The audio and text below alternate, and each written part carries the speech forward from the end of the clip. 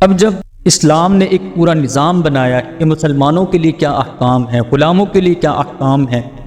ذمہ کافروں کے لیے کیا احکام ہیں، حربی کافروں کے لیے کیا احکام ہیں، آپ رضی اللہ تعالیٰ عنہ نے اپنے جانشین کو وصیت فرمائی کہ ذمہ کافروں کے ساتھ اچھا برتاؤ کرنا، ان کے معاملات میں ان پر خاص نظر رکھنا۔ ایک مرتبہ ایک بوڑھے شخص کو دیکھا کہ وہ بازار میں بھیک مانگ رہا ہے اور ہے بھی یہودی، اور جزیے کی زیادتی کی وجہ سے بھیک مانگ رہا ہے کہ اس نے جزیہ ادا کرنا ہے، جس کے پیسے اس کے پاس ہے نہیں۔ اس کے پاس گئے، سارا معاملہ دریافت کیا، پھر اس کا ہاتھ پکڑ کر اپنے ساتھ لے گئے اور اس کو کچھ دے دیا، اور ساتھ یہ حکم بھی جاری کیا کہ ایسے لوگوں پر جزیہ نہ باندھا جائے کہ جو جزیے کی ادائیگی میں پریشان ہو جائے۔ اب کافروں کے ساتھ یہ معاملات اس انداز کے تھے، تو سوچئے مسلمانوں کے ساتھ آپ رضی اللہ عنہ کے حالات اور معاملات کیا تھے۔ حربی کافر جو کہ جنگ میں ہوتے ہیں اور ان کا بس یہی مقصد ہوتا ہے کہ ہم اس وقت جنگ میں ہیں اور میں تو ہوں ہی کافر، سامنے والا مسلمان ہے، میں نے اس کو قتل کرنا ہے۔ تو آپ نے حربی کافروں سے متعلق یہ حکم نامہ جاری کیا کہ اگر وہ تجارت غرض سے آنا جانا چاہیں تو ان کو اجازت ہے، آپ نے انہیں روک ٹوک نہیں کرنی۔ اور جب بیت المال سے آپ رضی اللہ تعالیٰ عنہ وظیفے وغیرہ دیا کرتے تھے، وظیفوں کی تقسیم ہوتی، تو اس کے لیے ایک بڑا بہترین اور مؤثر نظام آپ نے بنایا۔ اس کے لیے ایک علیحدہ دفتر قائم کیا اور الگ سے اس کے اندر ایک رجسٹر بنوایا کہ جس میں تمام مسلمانوں کے نام لکھوائے اور سب مسلمانوں کے نام درجہ بدرجہ لکھوائے، اور اس میں سر فہرست سب سے اوپر آپ صلی اللہ علیہ وسلم کے قرابت داروں کا بھی لحاظ فرمایا، اور پھر ان کے فضائل بھی بتائے۔ اتنی مشکل بات اور اتنا مشکل کام یہ آپ رضی اللہ تعالیٰ عنہ کی ہی بس میں تھا، یہ عام بندے کے بس کی بات نہیں کہ وہ اس کو پورا کر سکے۔ حضرت عباس رضی اللہ تعالیٰ عنہ آپ صلی اللہ علیہ وسلم کے چچا تھے، ان کا 12,000 وظیفہ مقرر فرمایا، ازواج مطہرات کا 10,000 وظیفہ مقرر فرمایا، حضرت عائشہ رضی اللہ تعالیٰ عنہ ان کا 12,000 مقرر فرمایا، اصحاب بدر جو تھے، جو حضرات بدر میں شریک ہوئے تھے غزوہ بدر میں، تو ان کا 5,000 درہم وظیفہ مقرر فرمایا، اور جو انصار صحابہ تھے ان کا 4,000 وظیفہ مقرر فرمایا۔ ام المؤمنین حضرت ام سلمہ رضی اللہ تعالیٰ عنہ کی وجہ سے ان کے فرزند ابن عمر رضی اللہ تعالیٰ عنہ ان کا 4,000 وظیفہ مقرر فرمایا، اور اسی کے ساتھ حضرات حسنین کریمین رضی اللہ تعالیٰ عنہ ان کا 5,000 وظیفہ مقرر فرمایا۔ اسی طرح جو مہاجرین و انصار کی خواتین تھیں تو ان میں سے ان کے بھی درجوں کا لحاظ رکھ کر کسی کا 300، کسی کا 400، اور بعض مہاجرین و انصار کا 2,000، اور کسی کا، یعنی انزل الناس منازلہم کی حقیقی تصویر پیش کی آپ رضی اللہ تعالیٰ نے۔ حدیث میں آتا ہے نا کہ انزل الناس منازلہم، کہ ہر ایک شخص جو جس مرتبے کا حامل ہے اس کو اس مرتبے پر رکھو، اس کے مرتبے کے لحاظ سے آپ اس کے ساتھ معاملات کرو۔ تو حضرت عمر رضی اللہ تعالیٰ عنہ نے اسی انداز میں ہر ایک کے لیے وظیفے کا تقرر بھی فرمایا۔ آپ صلی اللہ علیہ وسلم کے قرابت داروں کا تو سب سے زیادہ لحاظ فرماتے تھے۔ جو اپنا بیٹا تھا حضرت عبداللہ ابن عمر رضی اللہ تعالیٰ عنہ، ان کا 3,000 وظیفہ مقرر فرمایا، اور حضرات حسنین کریمین رضی اللہ تعالیٰ عنہ کا 5,000 وظیفہ مقرر فرمایا۔ حضرت اسامہ بن زید رضی اللہ تعالیٰ عنہ، یہ زید بن حارثہ رضی اللہ تعالیٰ عنہ کے صاحبزادے تھے، جو کہ اللہ کے نبی صلی اللہ علیہ وسلم کے بولے بیٹے رہے، ان کا 4,000 وظیفہ مقرر فرمایا۔ ایک مرتبہ جمعے کی نماز کے لیے کپڑے پہن کر جا رہے تھے، صاف ستھرے، نماز کے لیے جیسے جمعے کی تیار ہو کر جاتے ہیں، تو راستے میں حضرت عباس رضی اللہ عنہ کے گھر کے قریب سے گزر ہوا۔ اب گھر کے اوپر پرنالہ لگا ہوا تھا، تو پرنالے کے اندر سے پانی بہ رہا، اور گھر کے اندر اس وقت 2 مرغی کے جیسے چھوٹے بچے چوزے ہوتے ہیں وہ ذبح کیے گئے تھے، تو اس پانی میں ان کا خون بھی شامل تھا۔ تو حضرت عمر رضی اللہ عنہ جب قریب سے پہنچے تو وہ پانی جس میں خون شامل تھا وہ آپ رضی اللہ عنہ کے کپڑوں پر بہا، جس سے آپ کا لباس خراب ہو گیا۔ آپ وہیں سے اپنے گھر واپس آئے اور کپڑے تبدیل کیے، اور حکم دیا کہ اس پرنالے کو اگر راستے سے ہٹا دیا جائے تو بہت اچھا ہو۔ حضرت عباس رضی اللہ تعالیٰ عنہ کے پاس تشریف لے گئے اور فرمایا کہ یہ پرنالہ رسول اللہ صلی اللہ علیہ وسلم نے اس مقام پر لگایا تھا۔ یہ سن کر حضرت عمر رضی اللہ تعالیٰ عنہ نے حضرت عباس رضی اللہ تعالیٰ عنہ سے فرمایا میں آپ کو قسم دلاتا ہوں کہ میری پیٹھ پر کھڑے ہو کر اس پرنالے کو پھر اسی جگہ پر لگا دیجیے۔ آپ نے جب حکم فرمایا تھا نا کہ اس پرنالے کو ہٹا دیں تو اس وقت آپ کے علم میں نہیں تھا کہ یہ پرنالہ اللہ کے نبی صلی اللہ علیہ وسلم نے خود لگایا تھا۔ جب پتہ چل گیا تو پھر حضرت عباس رضی اللہ تعالیٰ عنہ سے فرمانے لگے کہ آپ میرے کندھوں پر کھڑے ہو کر، آپ میری پیٹھ پر کھڑے ہو کر اس پرنالے کو دوبارہ اسی جگہ پر لگائیے۔ کیوں؟ کہ یہ محبوب صلی اللہ علیہ وسلم نے اپنے دست مبارک سے خود لگایا تھا، تو میں کون ہوتا ہوں اس کو ہٹانے والا۔ حضرت عمر رضی اللہ تعالیٰ عنہ کی زندگی ایک عجیب شان رکھتی ہے۔ آپ رضی اللہ تعالیٰ عنہ کو اللہ تعالیٰ نے وہ صفات عطا فرمائی، وہ برکات عطا فرمائی، آپ کی رائے کو قرآن کی آیات بنایا گیا۔ آپ جب مسند خلافت پر بیٹھے اس کے بعد آپ نے جس انداز میں اللہ کا نظام زمین پر قائم کیا اور ہر ایک چیز کو احسن انداز میں ترتیب دیا، حضرت عمر رضی اللہ تعالیٰ عنہ کی زندگی کے حالات پڑھ کر انسان اس سوچ میں پڑ جاتا ہے کہ آپ رضی اللہ تعالیٰ عنہ نے اپنے 10 سالہ دور خلافت کے اندر جو کام کیا، شاید ہی کوئی شخص ایسا ہو کہ اگر اس کو 20 سال بھی دیے جائیں تو وہ 20 سال میں بھی وہ کام نہ کر سکے گا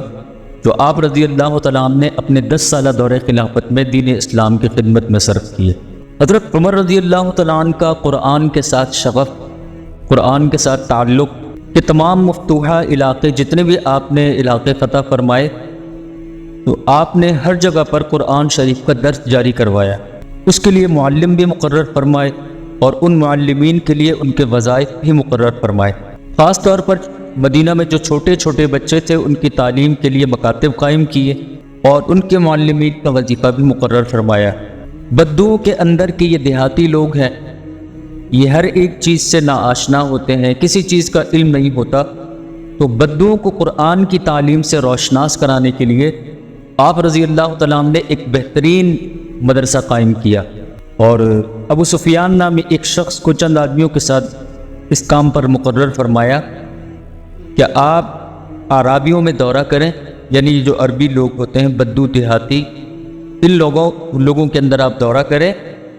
اور ہر ایک شخص کو پرکھیں، جانچیں، کا ٹیسٹ لیں۔ جس کو بالکل بھی قرآن مجید نہیں آتا تو اس کو قرآن مجید سیکھنے کے لیے مدرسے میں داخلے کی ترتیب بنوائیں، اور جس کو بالکل نہیں آتا تو اس سے پوچھ تاچھ کریں۔ حضرت معاذ بن جبل رضی اللہ تعالیٰ عنہ، عبادہ بن صامت اور حضرت ابو درداء رضی اللہ تعالیٰ عنہ کو ملک شام کی طرف بھیجا اور فرمایا کہ سب سے پہلے حمص جاؤ، وہاں کچھ دن قیام کرنا اور تعلیم قرآن کا جو نظام ہے اس کو درست کرنا، پھر آپ تینوں میں سے ایک شخص وہاں رک جائے حمص کے اندر، ایک دمشق چلا جائے اور ایک فلسطین کی طرف چلا جائے۔ یعنی آپ رضی اللہ تعالیٰ عنہ نے تینوں حضرات کی ترتیب بنائی قرآن شریف کے مکاتب اور مدارس قائم کرنے کے لیے، اور جو لوگ قرآن سے ناآشنا ہیں اور قرآن بالکل نہیں سیکھے ہوئے، قرآن پڑھے ہوئے نہیں ہیں،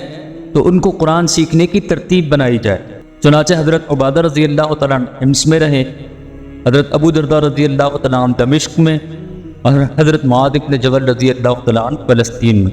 سب چیزوں کو چھوڑ کر اگر صرف فتوحات پر نظر ڈالی جائے تو اللہ تعالیٰ کی صاف قدرت نظر آتی ہے۔ یعنی آپ رضی اللہ تعالیٰ عنہ سے اللہ پاک نے جن علاقوں کو فتح کروایا اور وہاں پر اسلام کے علم بلند کروائے، اگر اس پر نظر ڈالی جائے تو اللہ کی قدرت اور کرشمات واضح انداز میں نظر آتی ہے کہ کس طریقے سے اللہ تعالیٰ کی تائید آپ کے ساتھ اور آپ کے ساتھ جو اللہ تعالیٰ کی مدد اور نصرت رہی، اور لِيُظْهِرَهُ عَلَى الدِّينِ كُلِّهِ جو قرآن میں فرمایا، ان تمام چیزوں کا آپ کے ہاتھ سے پورا ہونا بالکل واضح انداز میں نظر آتا ہے۔ اور حضور علیہ الصلاۃ والسلام نے جو روم اور ایران سے متعلق اور جو پیشین گوئیاں اللہ کے نبی صلی اللہ علیہ وسلم نے ایران اور روم کے متعلق فرمائی تھی، ان کو دیکھیں تو صاف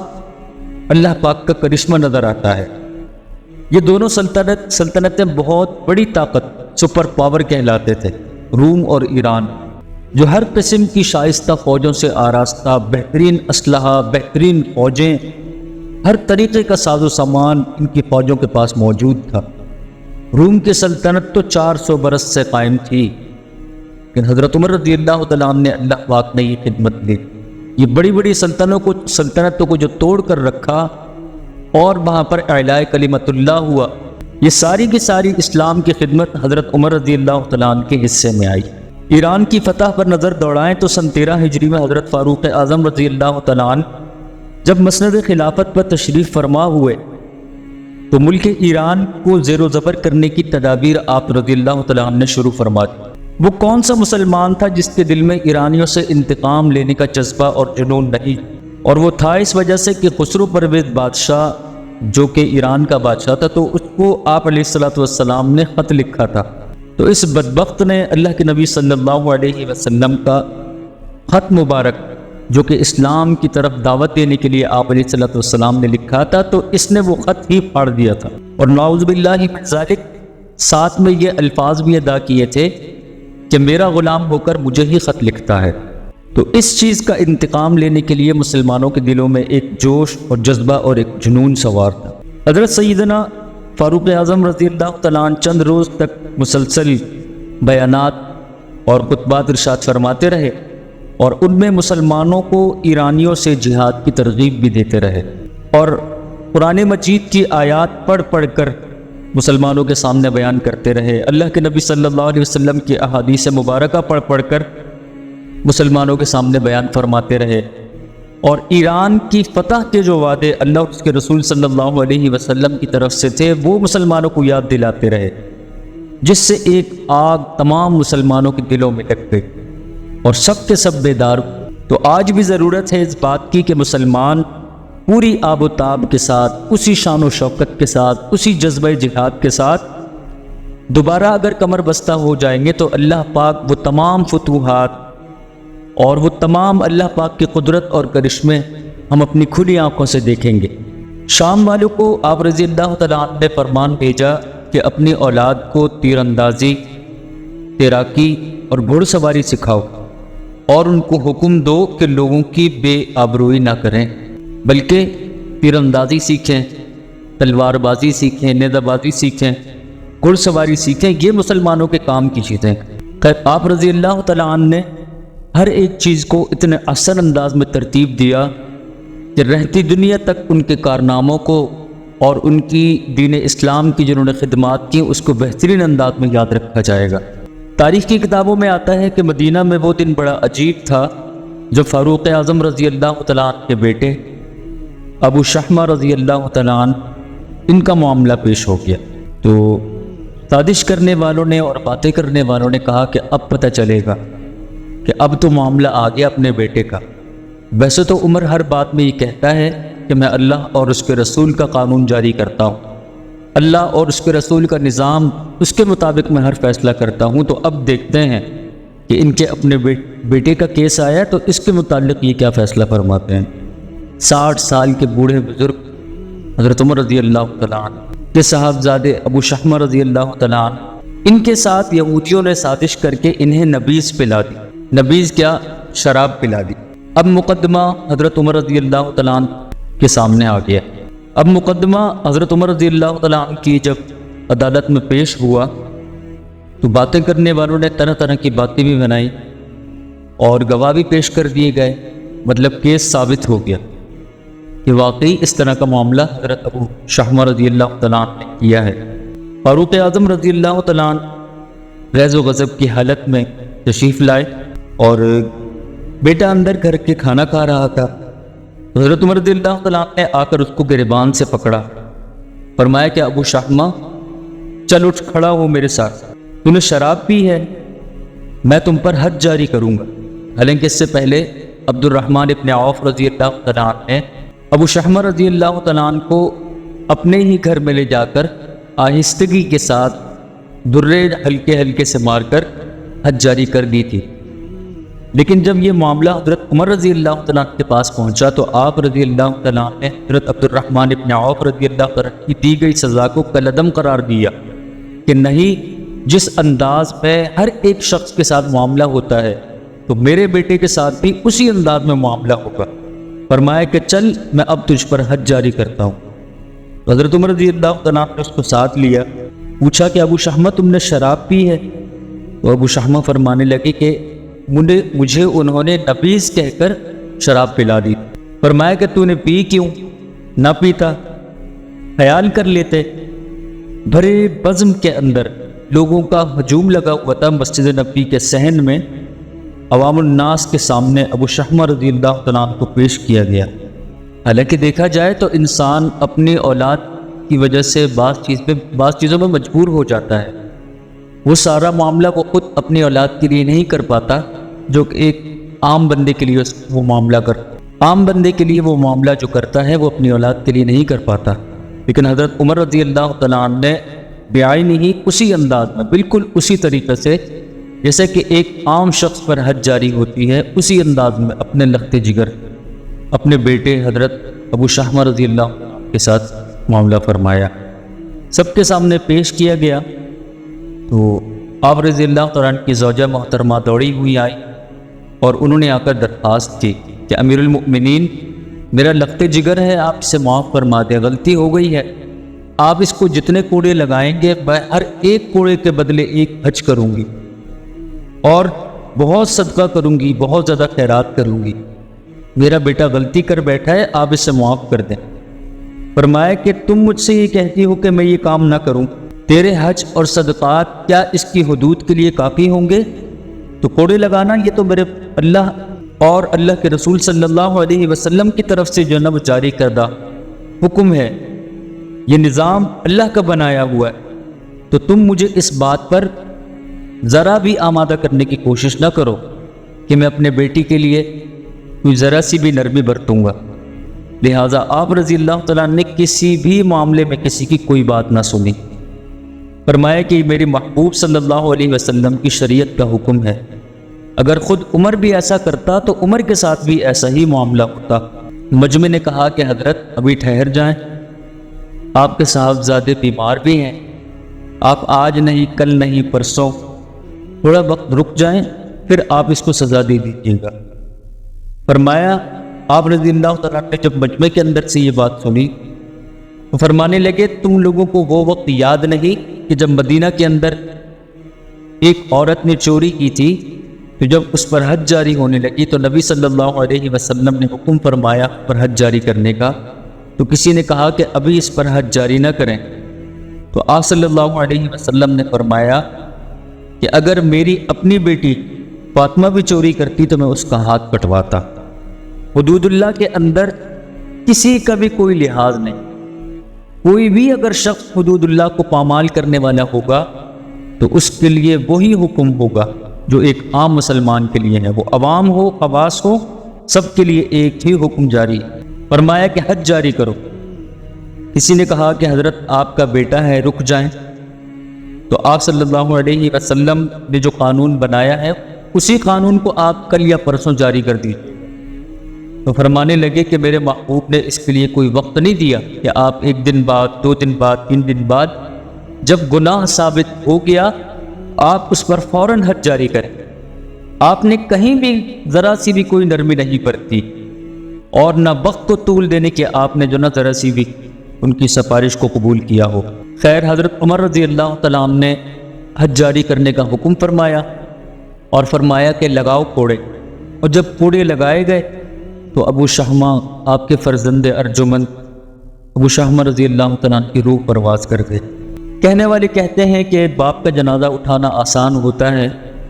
لیکن جوان بیٹے کا جنازہ اٹھانا یہ کوئی آسان بات نہیں۔ فاروق اعظم رضی اللہ تعالیٰ عنہ کے بیٹے کا انتقال ہو گیا۔ انتقال سے پہلے آنکھیں کھلی ہوئی تو فرمانے لگے کہ جب حضور صلی اللہ علیہ وسلم سے ملاقات ہو تو انہیں میرا پیغام دے دینا، کہنا کہ یا رسول اللہ صلی اللہ علیہ وسلم، ان سے کہنا کہ یا رسول اللہ صلی اللہ علیہ وسلم کہ عمر نے اپنا بیٹا نہیں دیکھا، اپنے لخت جگر نہیں دیکھا، بلکہ آپ کا قانون دیکھا۔ خیر ابو شحمہ رضی اللہ تعالیٰ عنہ کا وصال ہو گیا تو 20 کوڑے باقی۔ ابو شحمہ رضی اللہ تعالیٰ عنہ کا جب وصال ہو گیا تو 20 کوڑے باقی تھے۔ لوگوں نے پوچھا کہ حضرت کیا حکم ہے، ابھی کوڑے مکمل نہیں ہوئے؟ اور روح پرواز کر گئی ہے۔ فرمایا اس کو غسل دو، جنازہ پڑھو، تدفین کرو، جب تدفین ہو جائے تو بقیہ بچے ہوئے 20 کوڑے اس کی قبر پر مارنا۔ فرمایا کہ حضرت ایسا بھی ہوتا ہے؟ حضرت عمر رضی اللہ تعالیٰ نے فرمایا کہ میرے محبوب کا قانون ہے، میرے اللہ کا قانون ہے، اس میں کسی بھی معاملے میں کہیں بھی درگزر نہیں۔